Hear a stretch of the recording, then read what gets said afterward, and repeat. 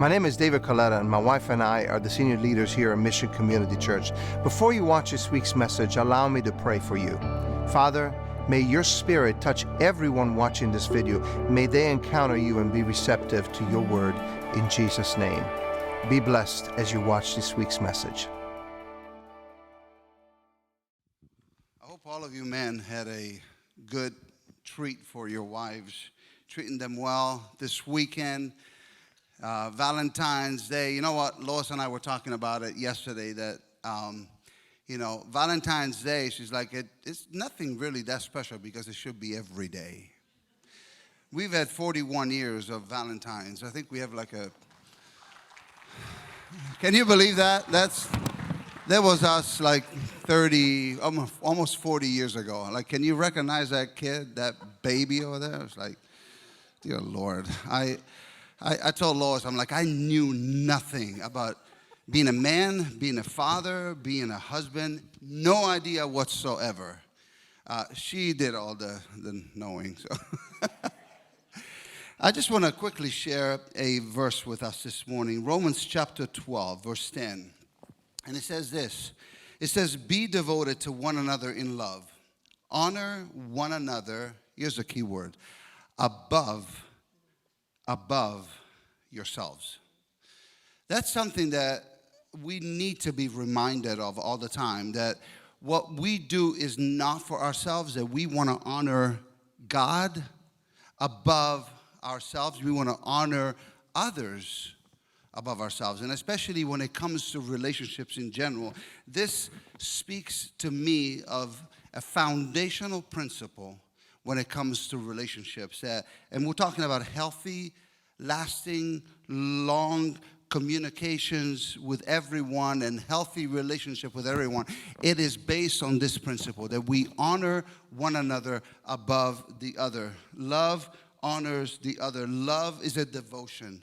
It is commitment, dedication, and really when it comes to love, in short, it shifts the me to the we.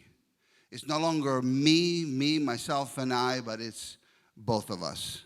And so it's important that we learn that love is about mutual respect. It's about healthy communications. And so today we have a treat. Adam and Tennille are members of this church. It's a beautiful family. And they're going to talk a little bit more about that. So I want to call them up to come on up, and would you just welcome them and bless them as they come?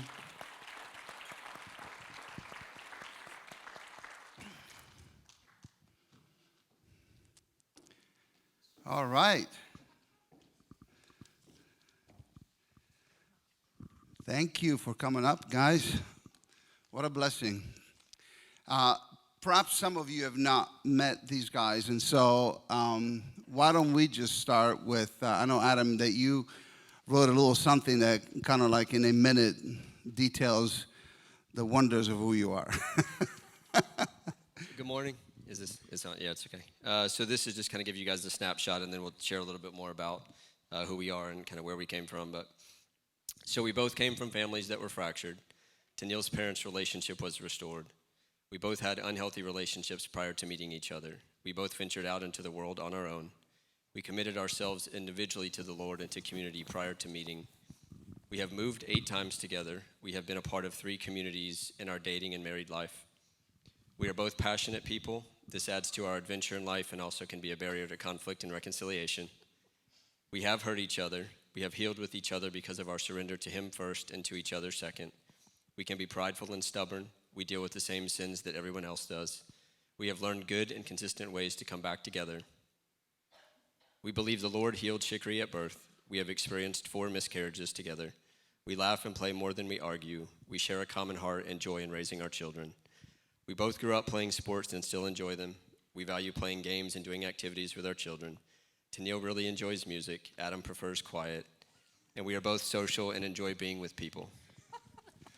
All right, you're not the right people then. I mean, you sound very natural and normal. What's up with that? I mean, I thought we were bringing up some experts here or something. No, we are definitely not that. And I think I know we need to tell a little bit more about ourselves, but I think that's something too that needs to be mentioned explicitly, is that even though I do what I do for work and that we've been married, I mean, you guys have been married 3 times longer than we have, right? So that it doesn't matter, right? The goal is to learn and develop how to come back together, right? It doesn't mean we face all the same stuff that everybody else is. I mean, and there's couples in here that have been married maybe even longer than you guys. So, yeah, we're not experts. Yeah.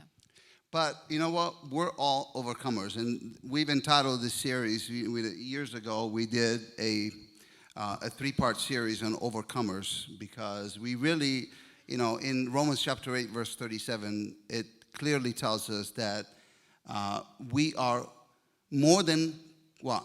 Conquerors through Christ Jesus. And so it really, we go through struggles, we go through situations in our lives, and God's plan for us is to be overcomers, is not to be defeated, is not to walk in shame, is not to walk in disappointment. It's just to really experience the fullness of God. And so today, as maybe you can just give us a little bit more about your family. We saw the picture, maybe we can put it up. Tell us a little bit about your kids, and they're just amazing.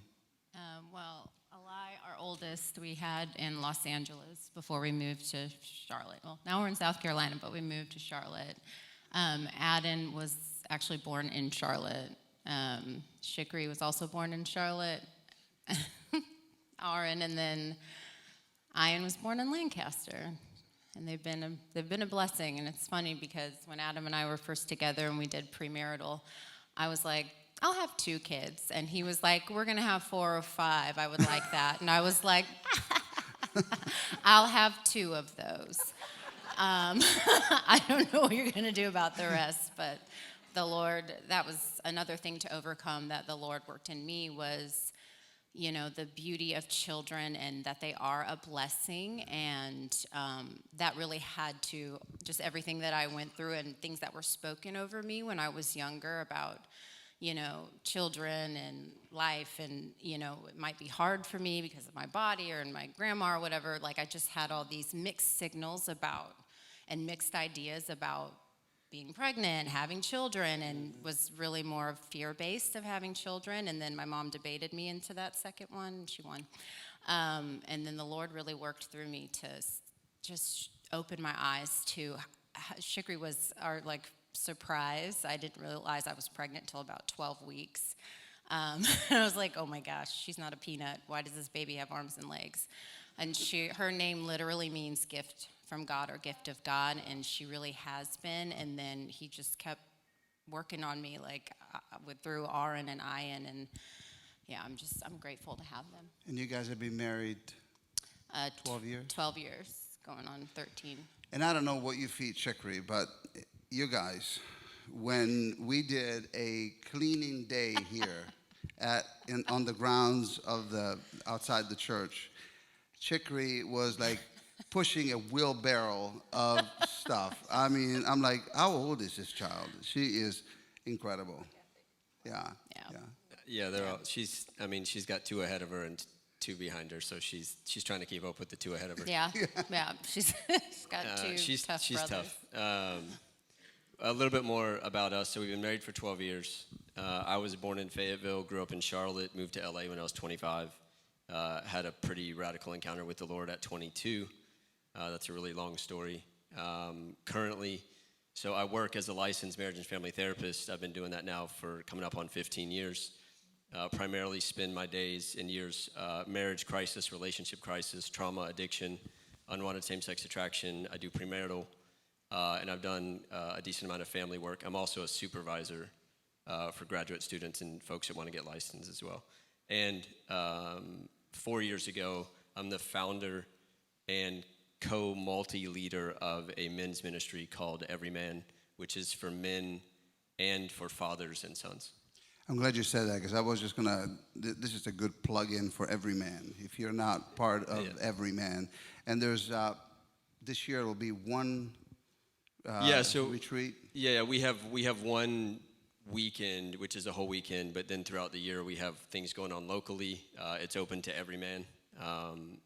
The guys on our ambassador team, on purpose, most of us, I think there's 3 or 4 of us here, but the majority of the team all go to different churches or communities, which is on purpose. But it's open to men, single, divorced, married, never, whatever. And then if you have sons, 6, 7 years old, like 7 years old is what we usually prefer. It's all competition based. We do some discipleship with one-on-one with guys. So it's a lot to get into, but yeah. And when it's competition, we're talking like competition. You're Yeah, gonna you win sweat. and lose. It's gonna be hard. What were you gonna say? I say you do win and lose. It's not a. Yeah. There's no participation pressure. Like, there's. But it's fun. It's fun. So if you haven't been part of that, I had the blessing. I mean, was it The first one. first one? Yeah. To be able to go and speak to the man, and what a great time. And I mean, like it's, we're just guys, and so there's no women looking around, and so there's men crying, weeping, and just enjoying the presence of God. It's okay for men to cry. It's a good thing. So yeah, it's a blessing. Okay, so back to marriage. What are some things that you would say, maybe 2 or 3 things that have caused your marriage to be successful? Not perfect, but successful. Well, some of the things that we discussed and I was thinking about personally was we were trying to form a foundation up front, and so there was a lot of, not a lot, I'll say just planning, like how do we want to see our marriage, and then some prayers were, one specifically for me is just growing up, and everybody deals with fear, but I didn't want my children to be making decisions out of fear. And when you pray something to the Lord, you don't always know how he's going to work it out. And so he had to work out a lot of fear in me, so I modeled strength and confidence for them. And another thing I don't know if it was a prayer or, but just we didn't want to pass along family things that we knew were in both of our families and how to overcome those. And really that word came to, and it's interesting that on the questions was foundation.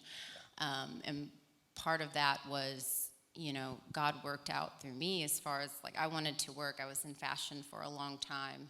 Almost 13 years, and the Lord, through COVID, really led me to homeschooling and being at home. And if you would have said that to me at 18, I would have been like, this is my nightmare. But it really has, when you truly, I think it was the first time I ever really died to myself. Yeah. And I was like, okay. And then I really, truly found life. Like, I really love being at home with my kids. I love taking care of my house. Laundry can even be fun. Doing the dishes, like it's really such a blessing to be able to do what I'm doing. Wow, beautiful. Love that. So, sometimes we think of relationships in terms of what makes us successful, and especially in the context of marriage. I think that there's some misunderstandings when it comes to love in general. So, what would you say, you guys, that are the key components of making love relationships a successful thing, rather than looking at what the world teaches and the understanding that we get from culture, right? What would you say? I know that we had a great conversation, and you guys mentioned a couple of things that I thought were really poignant. So I'll let you talk about that in a little bit, about the planning, and then, sometimes how we select our partners. We have like these, I think you mentioned 100 criteria for how we want that perfect partner to be. So, you guys. Yeah, so, when we've been married 12 years, we dated for 7, and then we were engaged for 11. And one of the things that we wanted, things have to be in order, right? And I know this is not the only idea, but one of the things that we've been working on, I would say pretty diligently for the last 8 of those 12 years is, I think there's a way to keep your home in order. And this is what we do, and this is also, if I'm working with couples, what we're trying to integrate into their marriage as well. So it's God, your marriage, you two as individuals, your children, everyone else. That's right. Okay, so that's, we think like that, we pray together like that, we practically plan things that we hope are in line with that order as much as we can. And so that gives us a lot of, it gives us a solid, consistent structure to think through and to work on together. it also makes things a little bit more simple because we're not, it's like, no, that's the way to do it, right? We want to honor God first. We want to honor each other, which is the verse you put up there. We do want to take care of ourselves, and then your children will get the best of you. And so we think, and that's one of the things in terms of the list. And I don't know, for those of you that are hoping to get married or maybe engaged, a lot of times we'll go through this process of, we want all of these things, right? We want our spouse to be all of these things. And I had a friend when we lived in LA who had previously been married. He and I were having dinner, and he was looking for, he was hoping to get married again. And he literally had an Excel spreadsheet of 100 characteristics or qualities. And I was, I think I was doing this with a Bible study of guys I was in, and I think I had like maybe 8 or 10 at the time. And he showed me all 100. And he met a girl that he claimed had all 100. And as soon as he was about to propose, she broke up with him. And then he got married probably a year and a half later, and now they have 2 kids, and they're doing great. So all that to say, you do want to identify the things that are most essential and the most important. So when I was going through that and I was thinking through hoping to get married and meet somebody before I met Tennille, there were 4 things that I put on my list. And so those 4 things were, the first thing was that she had her own relationship with the Lord, meaning she was in a community, had friends, read the Bible, she did all of that on her own. She wasn't here because somebody brought her. She wasn't here because there were cute guys, whatever the reason was. She was there on her own, and I was there on my own. And then that she had a desire to have a good relationship with her family. Because I didn't know, when I met her, I didn't know what kind of background she was going to have. Right. I just wanted to hear in her heart that regardless of what her family situation was, that she had a desire for things to be right if they could be. And her part in that. The third was that she had a desire to be a mother, because I knew that I wanted to have children. So you don't know if you're going to be able to have children or not, but I wanted that to be a desire of her heart. And then the fourth thing was that she had a beautiful smile, because I'm going to look at her face and her smile more than I'm going to look at her naked body. So it's true. For those of you that aren't married, you're going to look at your spouse's face way more than you look at them in other scenarios. So It's true. It's true. So, Oh, goodness. Adam had another expression when we talked about it. He says, I don't want to get you into trouble, but I think you should probably just say it.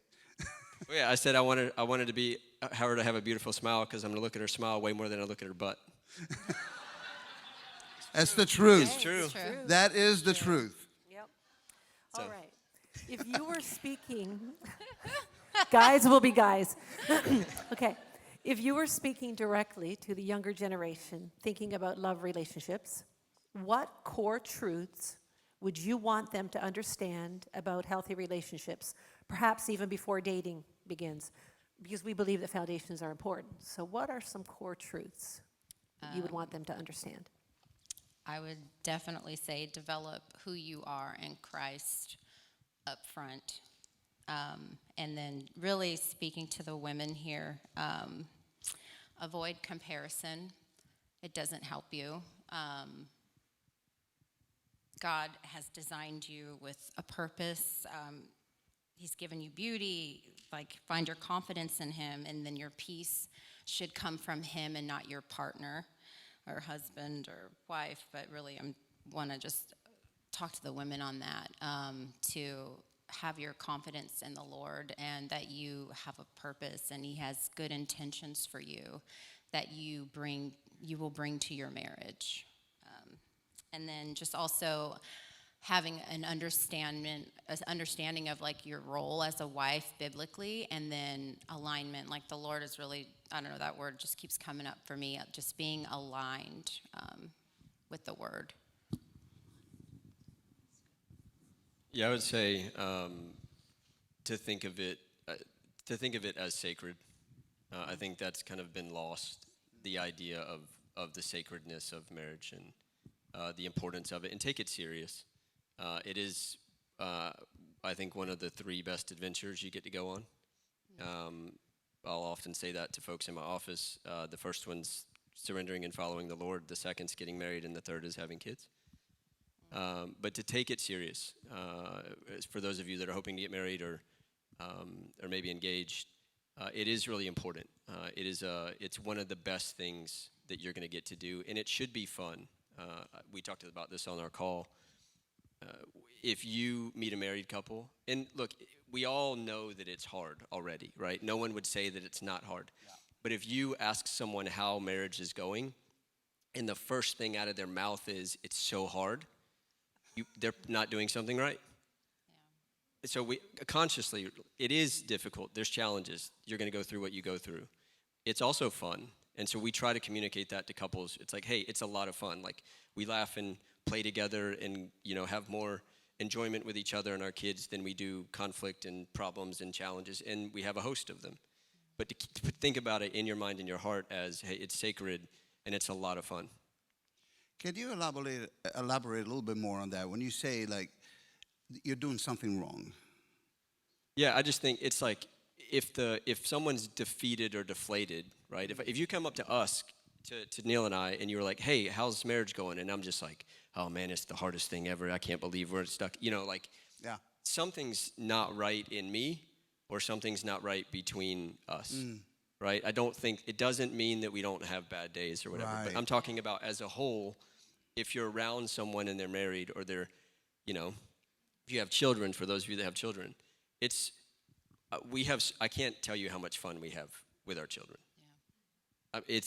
I can't even describe. We'd have to record us being in our home and then show it to you And it's not even big things. We used to literally run circles around our house. We used to call it the running game. We just have music on and we just chase each other. And why not? The little dumb things you do that make you almost laugh and cry at the same time. Yeah. And I just want to add to what he was saying as far as marriage and the value. Something that the Lord put on my heart, just in general, is just walking out life.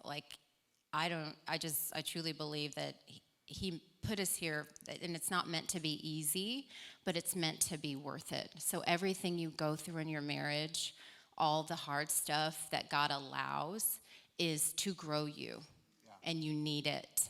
And then once you get to around and outside of that, you're like, wow, that was so worth it. I'm better. Guys, that is so good.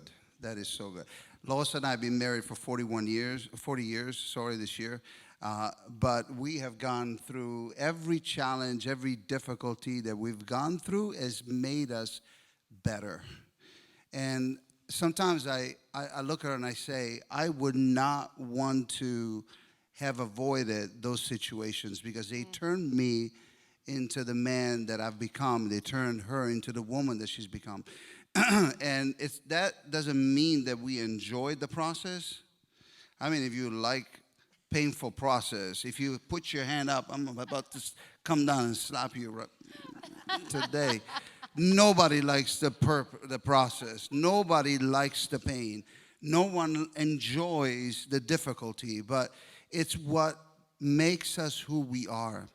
And I want to speak to you this morning as a couple, as friends, or maybe relationships with your parents, situations that you may be going through. If you're going through those, embrace the process. Embrace the process. It's okay to go through difficulties as long as God is always first, as you were saying.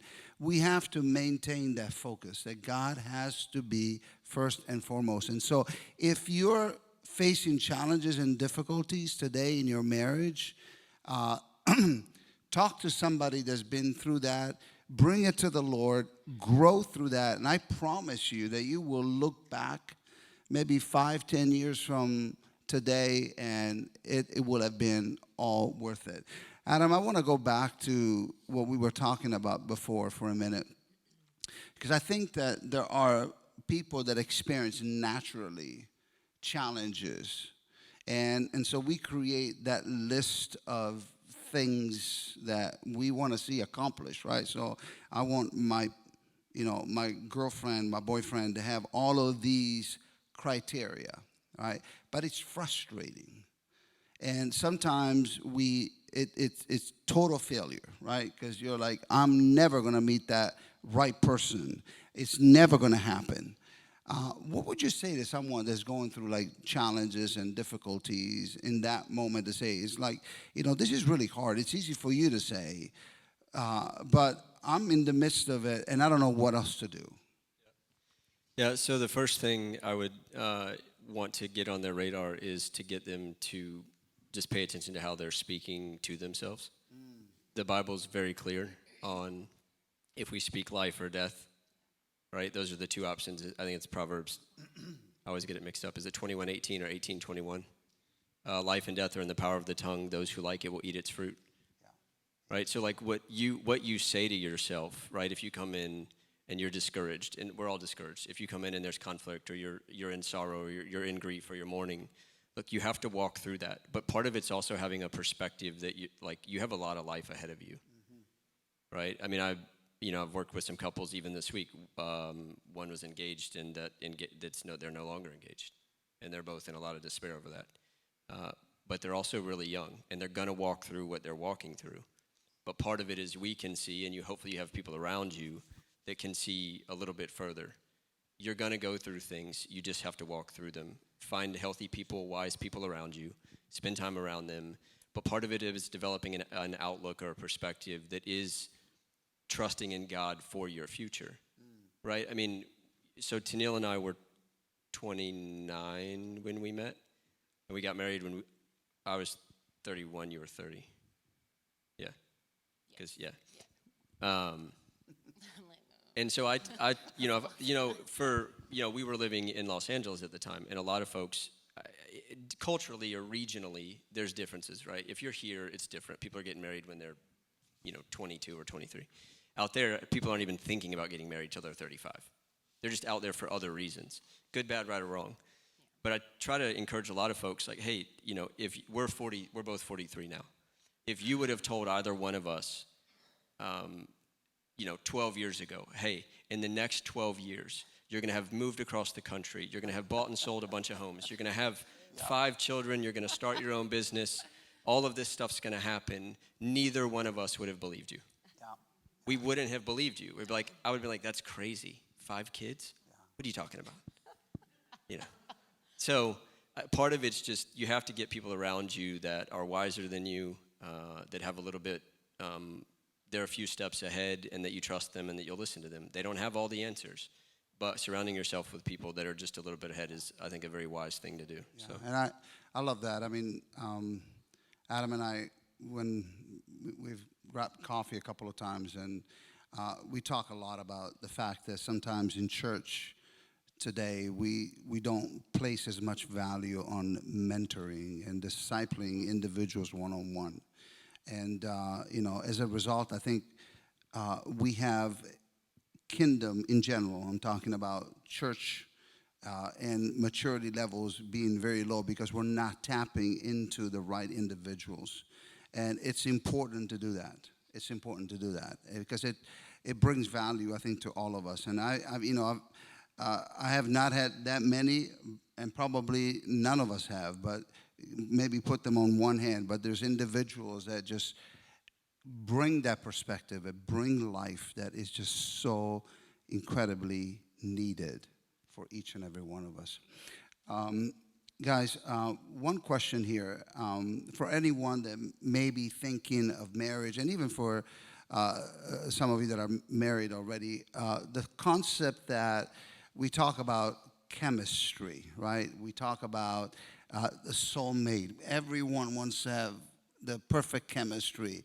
I want the soulmate, as we were talking about before, to have all of these lists of things that just create that affinity between the two of them. So do you think that more than the concept of soulmate and chemistry, is that more of a matter of timing and maturity that matters most? I mean, you can have that list of criteria that you're waiting for that perfect individual to fill, but is it that, or is it more timing? Is it more maturity? Sometimes when I look at in our marriage, Lois and we met when we were 18, and we got married. I was 18, she was 19. We got married when I was 20, and she was 21. Babies. Like, we were talking about it yesterday. I don't even know how we raised our kids. God bless those kids. But you know what? God gives. My son and daughter are sitting here, so I'm kind of looking at them as I'm saying it. But God gives us a great opportunity with grandkids. Thank God for grandkids. It's redeeming time. Any of you have grandkids? Clap your hands to that. Yeah. It's redeeming time for all the mistakes that we made. But chemistry versus timing, what do you guys say about that? It's funny, we were having a little bit of debate about it in the car, but I wanted to talk about two things with that. So my parents are very similar to you guys, where they met in high school and they dated for 3 years. So they met at 16, were married at 19. And so that was kind of, in my mind, what was going to happen too. I was going to meet my husband really quickly, and we were going to be married. I was going to leave my parents' house and then be married. And I even wrote a paper about my parents. They really complemented each other. Where one was weak, the other was strong. And they both lost a parent really young, and they could go through that together, and they had to really grow up together. And which I had to learn to have grace for, because I definitely really judged my parents, and I had to ask them forgiveness for just all the things that I judged them for. And then two, the concept of soulmate. Like, I do believe biblically, like, if God created Adam and Eve and we were taken like from Adam's side, and God created marriage, that there is some sort of like, when you become one with your husband, you are essentially soulmates. So I do believe in some sense that there's one for you, and I do also believe that you should have a foundation for the important things of looking for like your person. And even as Adam wrote his list, the very year that I met him, and I had never done this before, I was like, oh, we'll see it when it comes. And I think that was just unwise, or I don't know if I didn't really think of it, but I did write a list, and it was basically a lot of the same things. I wanted him to choose. I wanted a man that had chose God himself, because I had dated before where I felt like because I grew up going to church. I accepted the Lord when I was really, really young and was walking it out, obviously not perfectly, but when I dated, I always felt like I was the one that was trying to take me to church, and I was like, oh, I feel like you should go on your own, and I don't want to, I shouldn't lead you there. But I had to come to the maturity of like, okay, what do I actually want, and what's important, and children, healthy friendships, healthy relationships. Yeah. Wanting health in general. Like, I didn't want to date somebody that drank a lot. I didn't want to date somebody who was a smoker. I wanted somebody who wanted health. And so I literally met him like a week later. And he matched those things, and I think that matters. When God was like, okay, your mind is on the right track of like who you should be with. When you're going through, sometimes those crazier seasons of life, what helps keep you both aligned? Do you nix certain things? Do you say, well, we're not going to do that in this season? We just, what is some of your strategy? Yeah, so we'll talk about that practically, but also one of the things that we do consistently, and we started, and look, there's an evolution in your marriage. What I mean by that is you're going to go, if you would have told us to be doing the things that we are doing now consistently, the idea is that we would have started them 12 years ago. We didn't do any of these things. But for the last 5 years, we started on Sunday evenings just sitting down with each other and praying with each other, right? Just the two of us together. That was a consistent time that we did it together. It didn't mean that we didn't do it on our own or that we didn't read on our own. We started that. And then 3 years ago, we started reading the Bible together consistently. Now we do it most nights of the week, 4, 5 maybe. There's always, we're sports fans, so we might be up too late watching a basketball game, and then we're, it's not going to happen. But we set those foundations first, right? So we plant those seeds, and God will grow those first. But then even on the practical front, with 5 kids, we just recently made a decision. Our 2 oldest are playing basketball right now. Shikri does gymnastics. They wanted to play flag football in the spring. There's no league close to us, and so we just made the decision, hey boys, sorry, there's not a league that's close. We're going to take the spring off, and there's everyman stuff. There's stuff that they'll be involved in, and then hopefully they're all going to swim in the summer, right? So we'll just make those kinds of decisions. If you have multiple kids and there's stuff to do around your house and you make your house fun, and we're all for sports. But I think a lot of parents get caught up too in we're going to do the order is out of order, right? Kids go to the top. We're going to do everything for our kids. That's not going to work. It won't work. And I know that because all the people, if you come into my office, if you're a married couple and you come into my office and I have you rank those 4 in order, that's one of the first things I have couples do, right? Almost always, the ones who are sitting in my office are the ones who have it out of order. God is probably not on the list or very number 3. Their kids are at the top. Their marriage might be second. It's like, oh, well, now we understand why you're sitting here, right? And you're just, so making decisions. And look, David and I talked about this. We talked about this on our call. Our kids are, on the top half of whatever in terms of athletic ability, right? The boys are, but they're not the best on their teams. And a lot of parents, I talk to, they're making these decisions for their kids to be involved in, whether it's baseball or basketball or volleyball or football or whatever. And they're running all over the city or the region, and it's just taxing the family. It's too much on the family. I love my kids. They're great. My boys are not going to play in the NBA. They're just not. It's just reality.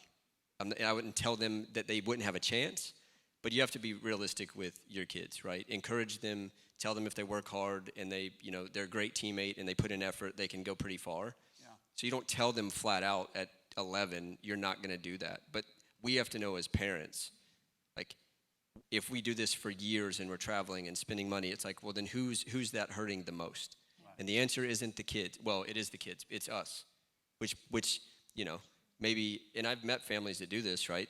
They do this for 10 years and they got a great baseball player, but they're in my office because they're getting divorced. So you got a great baseball player at 15. Maybe he plays in college, but he's not going to have a family that he goes home to after college. So, that may be a little bit of an extreme example, but. No, that is true. And, one of the things that Lois and I try to do in our marriage through the years is that we cherish the time that when the kids were in bed, it's bedtime. Now it's mom and dad time. And we always focus on this one thing that, children grow up and eventually move out. And we're thankful that we have 3 wonderful children that have children of their own. And so they have grown out. They've established their own families. They've established their own relationships. Now it's our time. And I know that there's a lot of couples, and I don't know if you ever talk to any of those, Adam, but couples that when they get to a place of being empty nesters, it's like life is over. What do we do now? How do you start if you focus your entire attention on the children and other relationships outside of this relationship? A lot of people want to know, what makes you guys successful? Like Lois and I have put in a lot of work in our marriage, guys. It's not for the faint of heart. You have to really work hard at it in order to make it successful. There's no success without trial and tribulation sometimes, and really working hard, blood, sweat, and tears. But you know what? It counts. It matters at the end. Does it? It does. I just wanted to be sure. It does. Yeah, so let's talk a little bit for a few minutes about conflict. When conflicts arise, and they will, what is the key to fight for connection instead of fighting each other. Conflict management is a huge thing within couples. So I know we had a great conversation on this together. What do you think, Tennille? We'll start with you. So, lots of thoughts.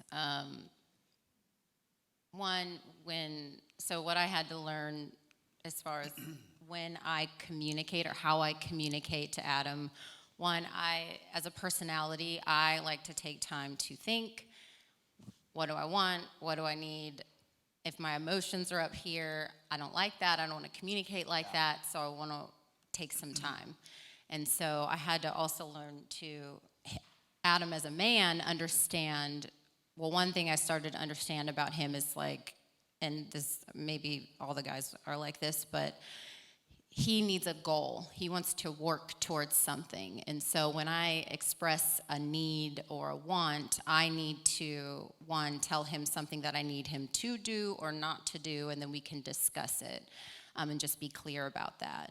And then also just when I'm going through my emotions, I'm even learning now, even more so, just to leave my emotions with the Lord so he can help me see clearer, just going to him with clarity and calmness. And then I was listening to something recently, and it was really good for me because I'm very visual. When we're in a conflict, and we talk about team a lot as a married couple, to have the problem is out here. And Adam and I are over here together trying to work it out. And when things arise, like something that the Lord put on my heart too was like, when there is something revealed to you, it's not for condemnation's sake, but it's for redemption's sake. And so if that's the goal, to redeem something, to heal something, then I'm going to approach it a certain way. And when I get that, my emotions aside and the clarity of the true goal, then we work through our conflict differently. And so managing it and getting through it, because I think there's a two-part thing to managing it and then actually being able to get to a resolution. Because if you can't manage it well and healthily and without trying to ravage each other, you won't come to a resolution. Yeah, I'll add to that. Even practically, so we've been together for essentially 13 years, a little bit more. We've never called each other names. We've never cussed at each other. We don't, and this is for the younger folks too, we do not have conversations through texts.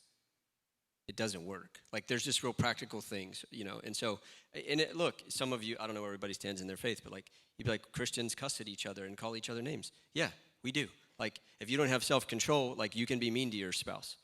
But we don't let those kinds of things come out, right? So we don't have those kinds of wounds. We have hurt each other, but we're not speaking death to each other. I'm not calling her names or whatever. And you'd be surprised what people call maybe not, but, Share about what we talked when you're arguing proximity. Yeah, so one of the things that we have gotten better at over the years is if there is conflict and we're trying to resolve it, it is having the mindset that it's Adam and Tennille versus whatever the problem or the conflict is. But it's also we sit face to face. We sit now, depending on where our emotions might be, we might not want to touch each other, but we're close enough to at least touch each other, and that helps with you'll learn self-regulation or self-control if you're close to somebody. Even if you'll learn to breathe. Well, there's different things you can learn how to do that you're capable of learning how to do. If you're further apart and you get angry, you're just a lot more likely to either leave, or if you have, I hate things being in between us, like our island in our kitchen or whatever. If you're gonna have conflict, try to be as close as you can for one another, and make contact. It's gonna help keep you a little bit more calm. It's going to engender trust between the two of you and what you say.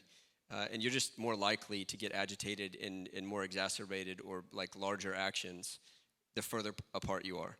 The other thing that we would do, and this necessarily in conflict, is if we just hadn't connected well for a day or two or whatever, and we might be driving to church or going somewhere with our family, is we learn to, as an image, just kind of voice how far away each other felt. What I mean by that is, like, we might be sitting next to each other in our vehicle this far apart. But we might, in my mind, I'm like, man, I just feel like I'm not close to her, or I just feel really disconnected. It feels like she's 3 miles apart. And I would just say, hey, I feel like I'm 3 miles apart from you right now. How far apart are you? And she'd be like, I feel like I'm right next to you. It's like, so that's me, right? That means that there was something in me that was disconnected from her.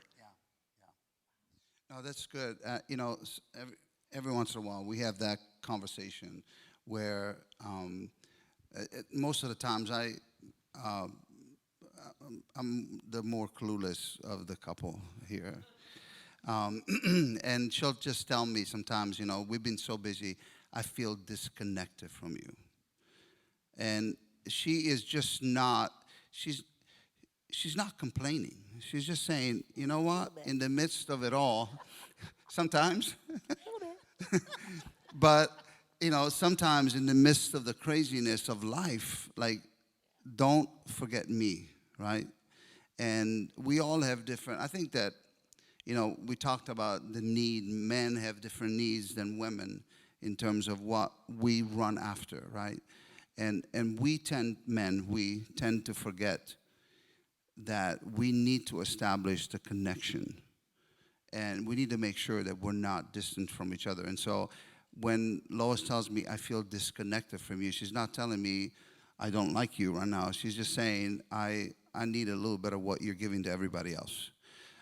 And I've had to learn that sometimes, even just as we sit in front of TV at night, we're watching a show or whatever, it's okay for, just for me to reach over and just, rub her back, or just tell her, you know what, I love you. And it's okay for us men to come out of that. I think that some of the challenges that we experience are related to our family of origin. You guys all understand when I say family of origin, right? These are parents and her parents, and so family of origin. How would you say, on a scale of 1 to 10, 10 being like the most important, 1 being the least important, where would you place that in terms of priority and importance as we develop our relationship with one another? I would put it maybe at an 8. I think it's important to know it. I don't think it directs or should direct how your relationship goes. I think it should be more of a signal or a marker to be like, hey, it's like my background with my family was, I remember a lot of unity, a lot of playfulness, watching movies. I also remember seeing my parents argue and come back together, and then eventually there was a fracture, but that also, I got to see visually what happens when your family stops regularly going to church. Just things started to shift away, and then the shifts in, me, my brother, and my sister. And then eventually, what I was talking to Adam about in the car actually too, is like, I believe that the Lord shut everything down. Like, I believe he wanted my parents together. And this was when they were talking divorce, and mainly my mom. They had already been married for over 28 years, so they were already together for like 30 years, and it's like, what are you doing to figure that out? But that was my immature naivety of not understanding, all the things that you go through in marriage and why you would actually want to just give up. But my mom had so many plans to leave, and eventually her apartment, the couches, all the things that she bought were just utter, like, she lost her apartment, everything that she had planned to do, and like we all ended up together. My parents lived together for about 8 years, divorced, in separate rooms, and I was still there. I didn't move to Los Angeles till I was 27. And whilst being there, and Adam and I eventually finding each other and developing a relationship, they got remarried the same year that Adam and I got married. And so I got to see the beauty of, I believe, a good picture of what God wanted for marriage, and then how it can fall apart, and then how it can come back together. And I think all of those things brought fractures and damage in me, but also showed me a full circle of how God can restore and the pain and to humble you, because I really was unhealthily brought into my parents' problems. Like, they would talk to me about it, and I would be talking at them about how to solve their problems, which I brought into my marriage. Like, this is going to be a snap handling conflict. All you got to do is this. And I'm like, oh my God, Ab and I have been fighting for 2 hours. It's not as easy as I thought. During these past 12 years, I've gone to my parents and I'm like, I judged you a lot. Sorry about that.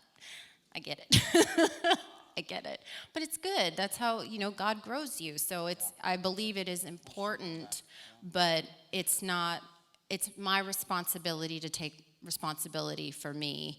And I believe that's maturity, like to understand that I should be humble when I look at my parents because they've been here longer and they've gone through more. And regardless if I see it as, well, they should have worked this out by now, it's not for me to say because I still got stuff to work on. It's important. One thing I would say, though, is to keep in mind that your family of origin, whatever was modeled for you, you can learn from it. But also, you aren't fundamentally your dad or your mom. Like, you need to remember that too, right? Like, I came from my background. My parents had a really fractured and tumultuous, chaotic relationship, and then they divorced when I was 18. And then so part of it was understanding, okay, well, I have characteristics of them and traces of them, and that's okay. I need to know what they are. But I'm not my dad. Right. I'm not my mom, right? So, like, you are your own person. And if your identity is formed and matured before you come into marriage, like, that stuff is still going to be hovering, and you'll work through what you need to work through with your spouse. But you do need to, because especially with premarital, like, people get worried. Like, are we going to have the same thing that, they come in and they're like, well, I don't want my parents' marriage. I'm like, hey, guess what? You're not them. It's okay. Like, you got to work through stuff. But you need to have in your mind and your heart that you aren't exactly who they are. Yeah, that's good. That's one of the things that we wish that we would have done better. I come from dysfunctional relationship. My mom and dad fought publicly in front of us, and noise level 100%, like screaming at each other. And so I wanted to avoid that, and we avoided that as much as possible. In fact, I think probably to an extreme. What would you say about that? Like fighting we would do in it in private. the bedroom. We would argue and fight it out in the bedroom. But I am disappointed that we didn't realize that, hey, you can model something greater to your kids when you argue, or we didn't fight fists, of course. I don't mean that, but when you have something going on, an episode, but you come back together and they see that modeled. So, yeah. I wanted to so much not be like my dad, screaming and fighting, that we went the opposite side, where we would go into a room to talk. And that's probably not the best, right? And I think that you're right, that we, trying to model that for our children, to see that you can have disagreement, but coming together is just so valuable, so important. And I think that's necessary, right? Don't hide things. If you have children, don't hide things from them. But then the way that I go back to, we haven't cussed each other, we don't call each other names, we don't demean each other. You can do that in front of your children, and they might say, hey, will you guys stop arguing or whatever? But they also can see us, hey, come back together, and we're sitting on the couch, 10 minutes later, holding each other's hands, looking into each other's eyes, praying with each other. And we teach them that as well, right? So one of the things that I'm really glad that we started to plant in our kids was we've taught them since they were very young to, if they did something wrong to a sibling or whatever, to say, hey, here's what I did wrong, will you forgive me? Yeah. So our kids don't say they're sorry. Right. Yeah. They ask each other for forgiveness. And so I think that's another thing too, right? Because it's very easy. I've done it. I've said I'm sorry to somebody, and I walk away, and I'm like, I don't really care. Yeah. Like, it doesn't, because it's not an invitation. Yeah. Will you forgive me? If I hurt you and I say, will you forgive me? You can say no. Yeah. But if I'm like, I'm sorry, I hope you're good, and go the other way, like, it's not actually good not the for same. us. Yeah. Yeah. And that's true for all relationships, For not all just relationships, marriages, yeah. Yeah. All right. Well, it's getting close to that time, but I have one final question. If you could leave one sentence of wisdom for every generation, what would it be? I want to read it because I really liked that. Sorry. I really liked that, and I wrote it down. And I put, align your foundational view with the Lord's view, which is, it's always good and always from a place of purpose, strength, and triumph. Love that. I would say don't quit. Just don't give up hope, regardless of where you are in your walk with the Lord, or married, not married, kids, no kids. Whatever you've walked through, don't quit, and put yourself around people that will encourage you and that are hopeful and that believe in your future too, that can tell you, hey, you're going to be here for a while, but you won't be here forever. Wow, so good. Oh, wow. This was a blessing. I don't know about you. Did you enjoy that? No?